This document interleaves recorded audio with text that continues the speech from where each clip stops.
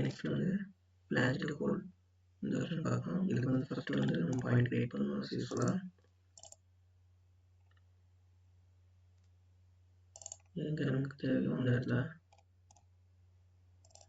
Create பண்ணிக்கலாம். Just okay. இப்போ இந்த ஆப்ஷன் கிளிக் பண்ணலாம். பிளான்ட் ஹோல் ஃபஸ்ட்டு நம்ம கிரியேட் பண்ண பாயிண்ட் இதுக்கு வந்து டைமென்ஷன் எவ்வளோ கொடுக்கணும். ஜஸ்ட் இந்த டைரக்ஷன் எங்கே தேவையோ அங்கே கொடுக்கணும். ஃபஸ்ட்டு இந்த பாயிண்ட்டு, செகண்ட் வந்து இந்த சர்ஃபேஸ். இப்போ வந்து இதில் என்ன பண்ணலாம் அப்படின்னா வந்து ஜஸ்ட் கொடுக்குறாங்க.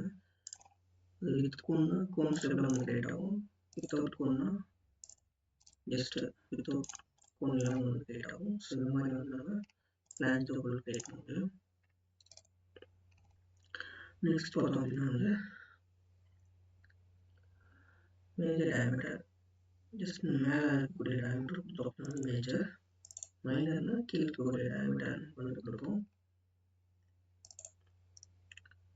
2 டயமீட்டர்ஸ்னால் 2 டயமீட்டர்ஸ்னு வந்து கொடுக்கலாம். ஸோ பார்த்தீங்கன்னா இங்கே வந்து ஹைட்டு ரேடியஸு, அதாவது கேபிட்டல்னா மேஜர் டயமீட்டர், ஸ்மால் டி அப்படின்னா வந்து மைனர் டயமீட்டர். இந்த வேல்யூஸ் கொடுத்துக்கலாம். இது ஆல்ரெடி நம்ம பார்த்த கான்செப்ட்.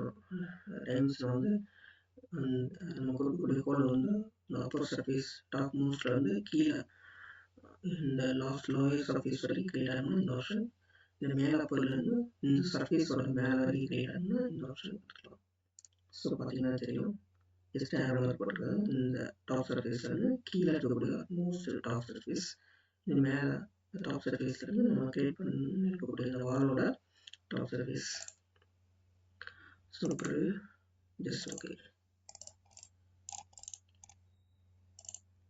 ஸோ இந்த மாதிரி வந்து நம்ம கிரியேட் பண்ணிக்கலாம்.